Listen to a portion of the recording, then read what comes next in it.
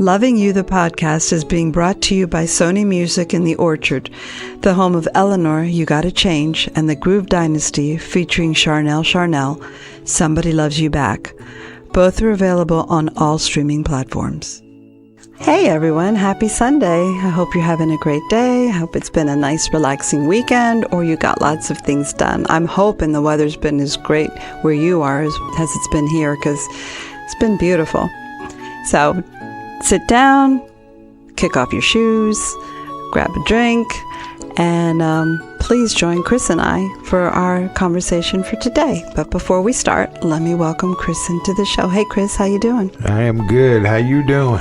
I'm doing well. I see we got the setup here with the Crown Coke, peanuts, pretzels, and all this stuff. You're back to the Crown and Coke. I must be in good graces. It's a trial run. We're going to see. Okay, we'll see.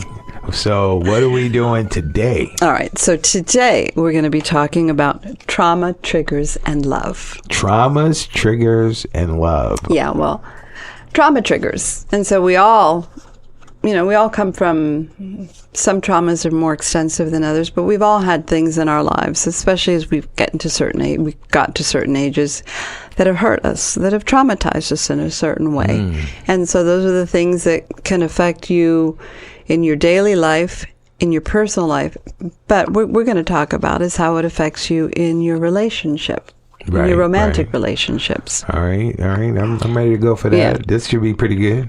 So basically, a trauma trigger is anything that you experience that's basically like a psychological cue.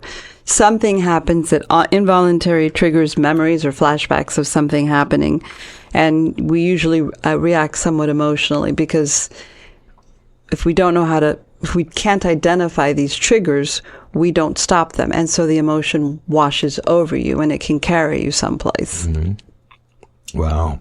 That's interesting. These triggers can vary. Yeah. Yeah. I got a few. Yeah. So I got a few, man. We're going to talk about them. Are we going to get to them? Yeah, okay. Of course. So they vary by individual. Some people, the trigger, obviously, PTSD is a big one. So if you've been in a war or something, that the triggers can be much more, and the reactions can be much more extensive. Right. But it can be just as simple as, a bad conversation, a bad relationship. It can trigger things in a new relationship. If you're not aware of those triggers, you could carry this into your next relationship.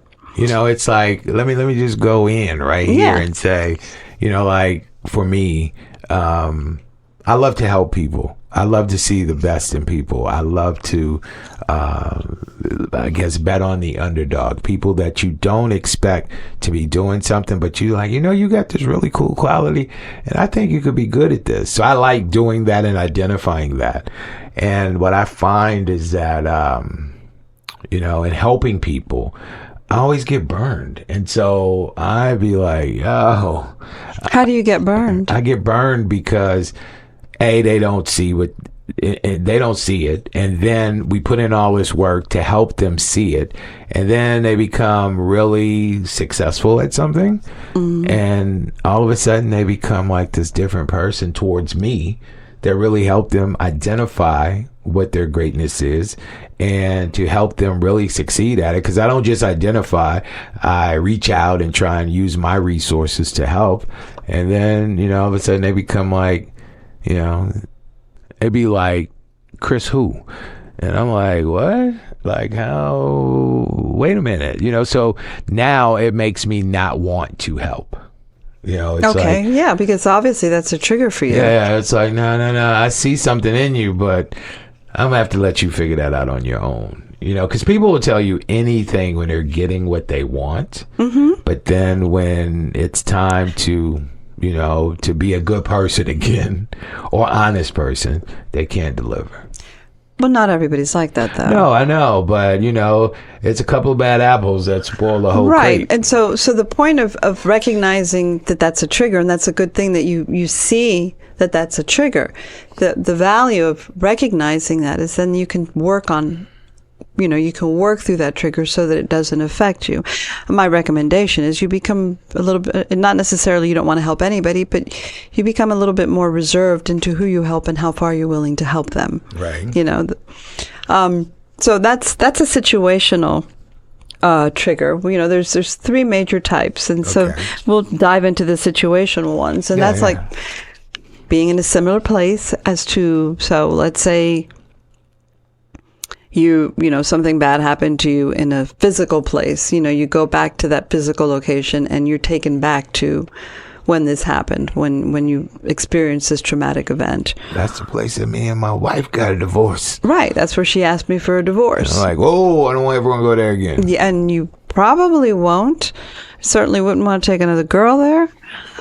But that could be a trigger, right. Or a similar situation. And this is probably the one that we all have. We share this one. For me, a similar situation is kind of like the I've been here before. Not like I've been here physically, but I've been here emotionally before. Someone did this to me once before, and I felt this way. But that brings up a whole nother subject, because at the end of the day, like, you're going to penalize the next person that's genuine about what they're saying and what they're doing. You're gonna penalize them because you've been here before, but this is a whole different situation. Absolutely, and you're right. And so when this trigger mechanism in your mind is activated, you're taken back to when that happened. You're taken back emotionally and physiologically a lot of times too. People that have suffered some type of traumatic event where their heart rate can go up and their breathing can go up, and so if you don't learn to deal with that trigger, you are going to carry that with you. And you will take it into another relationship. If you were with a guy that, week number 4, he said, I'm madly in love with you. You're the woman I want to be with. I'm crazy about you, blah, blah, blah. And then, by week number 20, he's telling you, I don't really think so. But by then you've already experienced more of life. Like you've had sex with him and you've shared a relationship with him. A deeper relationship. Now, but was it deeper? Because it was only deeper on that person's part, because the other person wasn't checking in. The other person wasn't really giving up the goods. So you kind of, that did it to yourself? Yeah, kind of. Oh, that's real gentle. No, but I was just saying, because I believe that you should take inventory, especially as things start to grow. It's like, when you saying I love you, it's like, well, why? And then after, if you're cool with that answer and why, then I think that you should periodically take some inventory.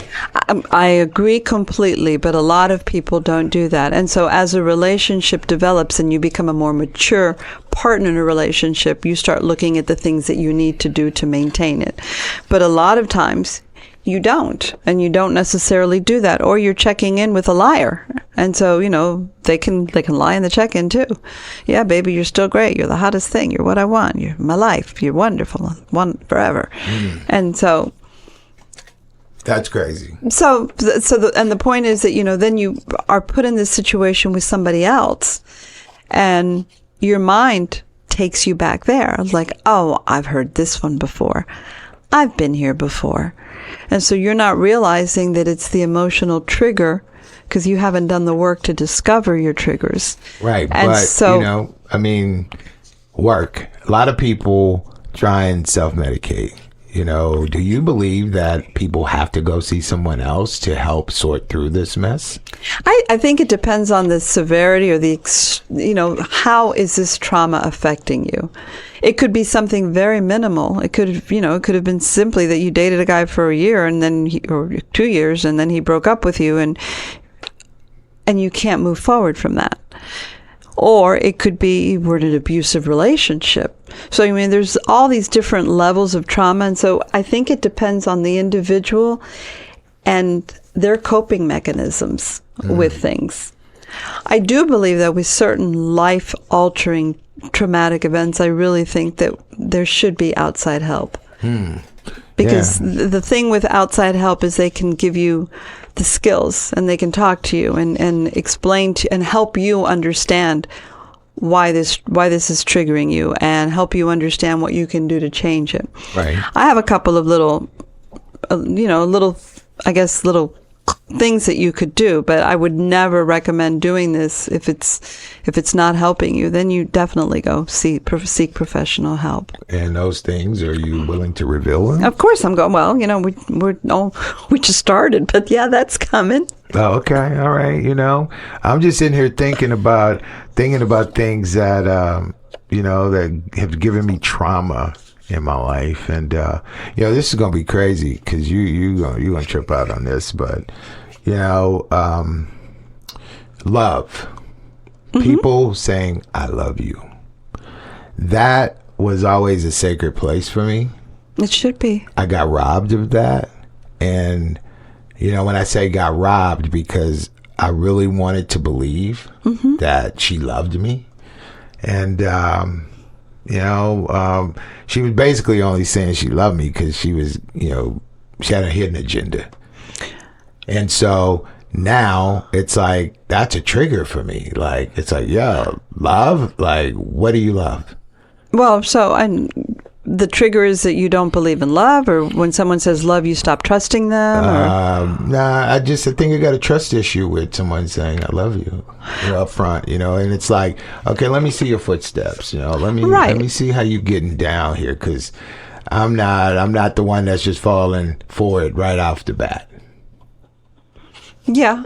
Well, and so that's a trigger. It's a big one. Yeah, it's a big one. So, but it seems to me like you've done the work, because you do recognize that these are triggers. I spent a lot of money. Well, so you did the work and you paid for it too. Yeah, it was expensive for sure, but now I'm guarded, because at the end of the day, I know how to process that, but I'm guarded. It's like I got my guards up high. Well, yeah, but I wouldn't necessarily think that you should be guarded. I think you should be aware, but guarded makes me think of like a guard dog. We're not going to let anything get on the other side of this fence. You're going to get on the other side, but I'm going to have to do some research.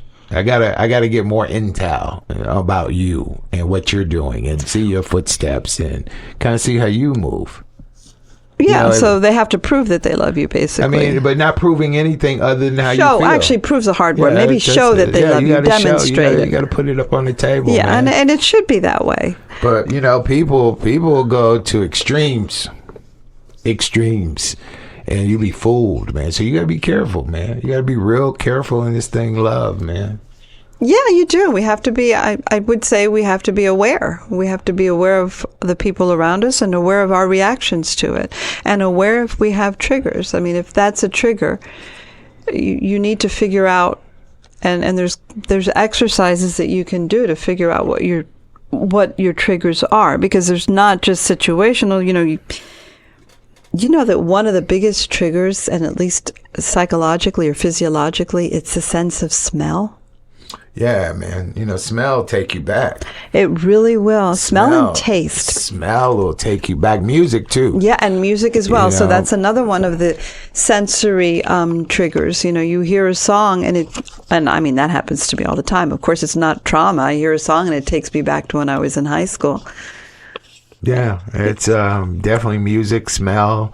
Like if I open up like a book, and the book's been sitting for a while, the smell of those pages take me back to when I first seen a book, or when I first read a book, or if this is a book I've read before, takes me back to when I first read this book. I know. See, I'm a reader, so I love the smell of a new book. Oh. That's crazy. I know, I am. But anyway, touch is another one of those.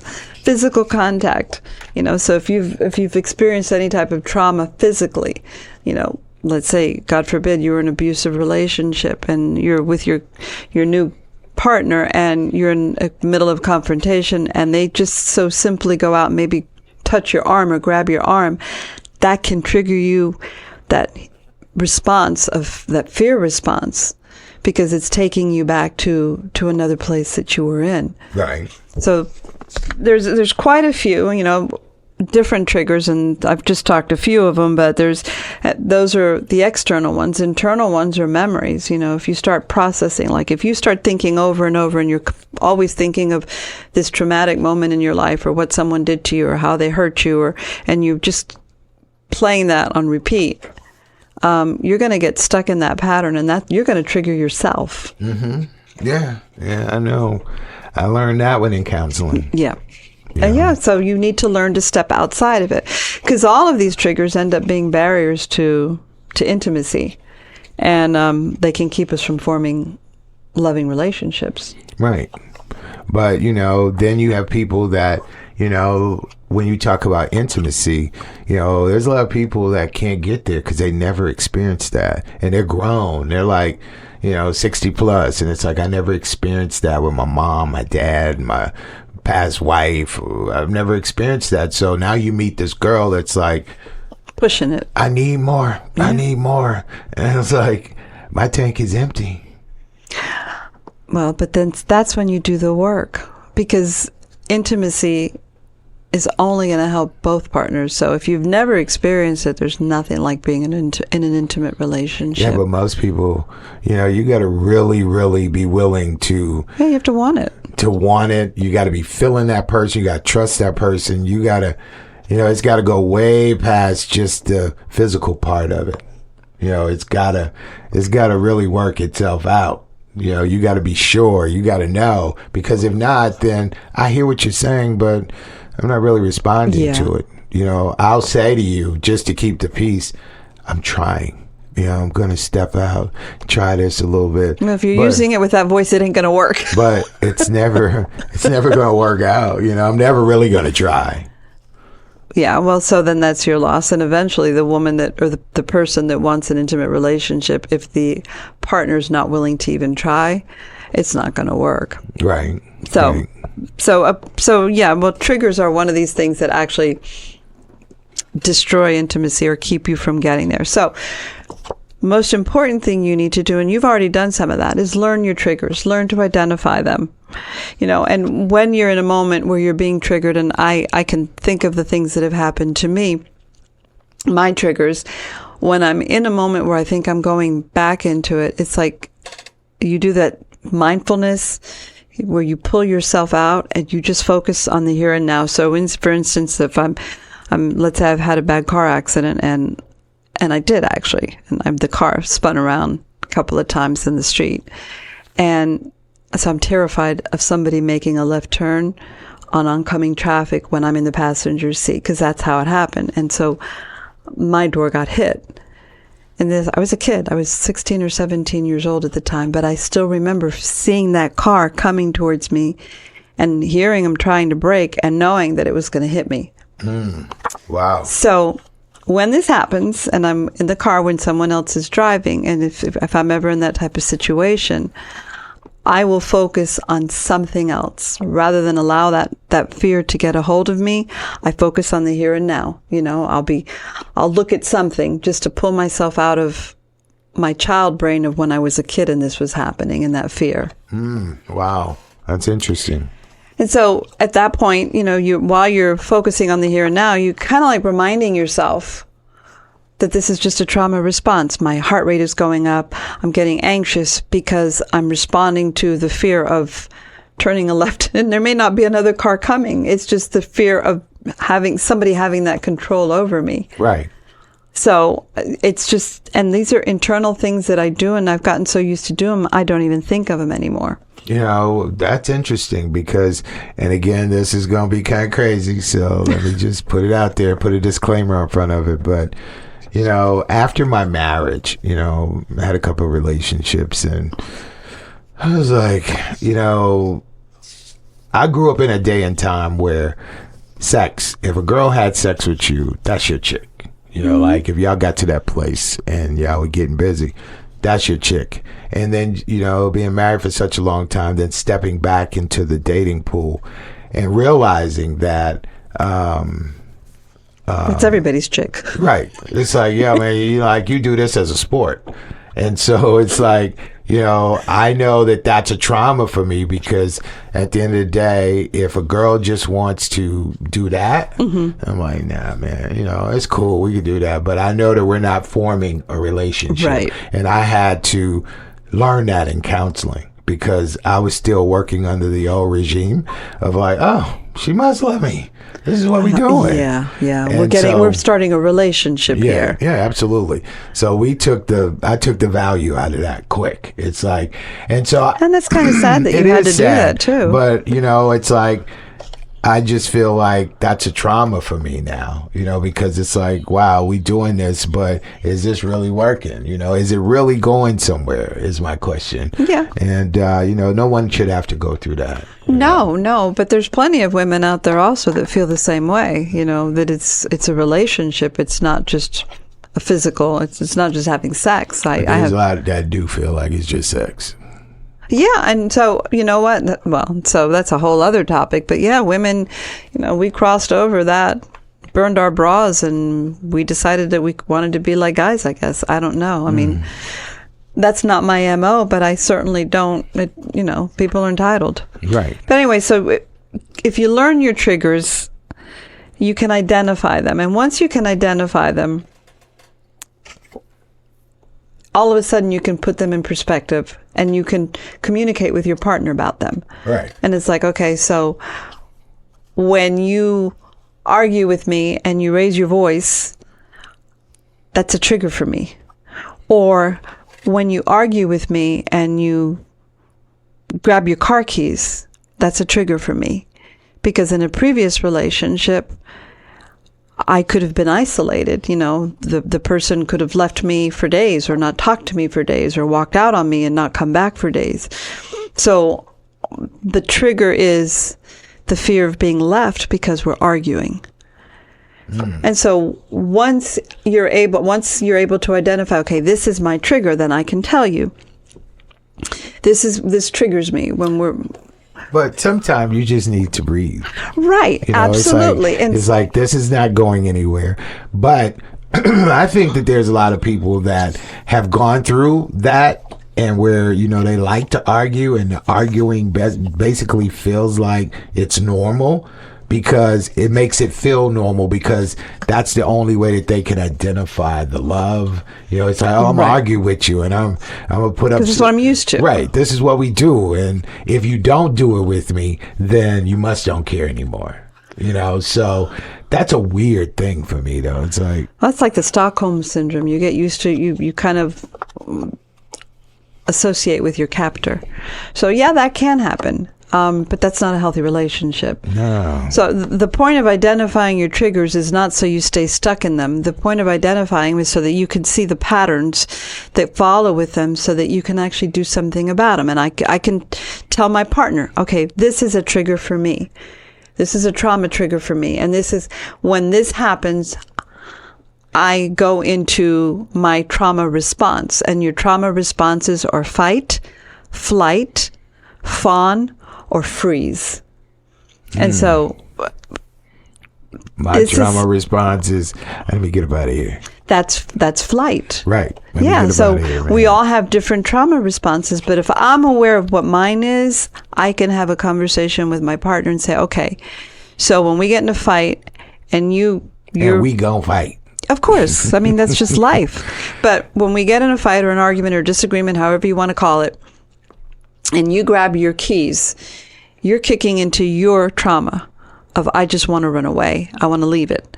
And actually, by the way, another way of that flight is substance abuse. A lot of people want to run away from their traumas with drinking or doing drugs. So your flight response triggers my fear of being abandoned. Right. Which is my trauma response. So you can see, if you don't have the conversation about this is my trauma and this is mine, all of a sudden you're wrapped up in what's going on in your head. I'm running away, and I'm wrapped up with he's leaving me. And so the conversation would be, and that's where you have like an emergency exit plan when we're having trauma responses. And it's literally... What's an emergency exit? Yeah. So you set up, this is part of the open communication. So if you want to fix your traumas, or at least be able to work with them, you know what your triggers are, you know how they're going to set you off. You sit down with your partner and you have a really open conversation. You're working on this, so you've got a good relationship. You have an open conversation with no judgment, lots of empathy, because we all bring pain, and we all bring, like my sister says, our little red wagon of pain into a relationship. So we sit down and we talk about your traumas and my traumas, your triggers and my triggers, and how they can activate each other. And so then you tell me, when I get upset, I just want to get in my car and go for a drive, and I'll be coming back. But as long as I know that you're coming back, my trauma response of my trigger of fear of abandonment, that you're going to walk out and not come back, or you're going to walk out and, come back and ignore me for 3 weeks, or as long as we've had that conversation, I know that you're picking up your car keys because you need a moment and you need to pull away from this.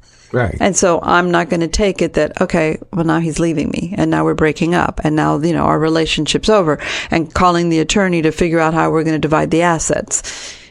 So it's just, and that's your emergency. That's the emergency plan for triggers. We have this conversation. This is what my trigger is, and this is how we need to respond to it. A lot of people don't want to have that. I think that is getting to that place where you could have those conversations. That takes a lot of trust. Well, absolutely. And so those are the things that are going to offset trauma triggers. A relationship filled with trust, because you have to trust your partner. You have to be really vulnerable with your partner. You're literally opening up to them all of your fears and pains and everything. Communication challenges will come if you don't have a good relationship. If you're not dealing with these trauma triggers. Right. And emotional dysregulation. And so that's just basically when you're with a partner and you don't know what's going or what's coming next, or how they're going to react. If I just said this, what are they going to do? And all of these stem from not dealing with these triggers in a healthy way. So it is difficult, and it is challenging, and it is asking for a lot. But what an amazing relationship you can have when you're that open with your partner, when your partner really sees you, everything about you. You, like you say, you're naked. Yeah, being naked to the world is that's a cool thing to say, but a hard place to get to. It's a hard thing to do, but remember, it's not to the world, it's to your partner, and your partner will protect your nakedness and defend your nakedness. Yeah, I feel you. It's like, even with counseling, I still find myself having to practice a lot. It's like reflection and, making sure that, did you do the right thing? Or was, I just recently told my partner that this is my thing. This is what I do. I leave, man, because I don't want to argue. So I need to take a breather. I need to, because I'm quick to want to run home.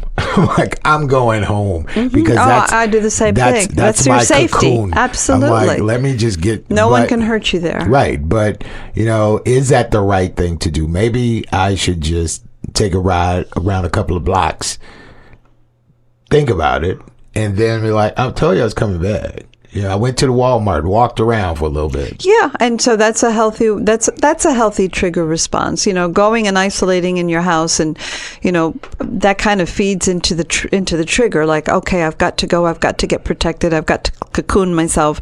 When you're actually doing something different and you're breaking that pattern, it's because you've recognized that this is a trauma response and you're doing something about it. Yeah, because you don't want to hurt the person that you love. And, it's like, if I stay there and stay in it and stay in it, eventually I'm going to start saying things that's going to hurt. Yeah. So it's like, now let me just dip for a minute. I'll be back.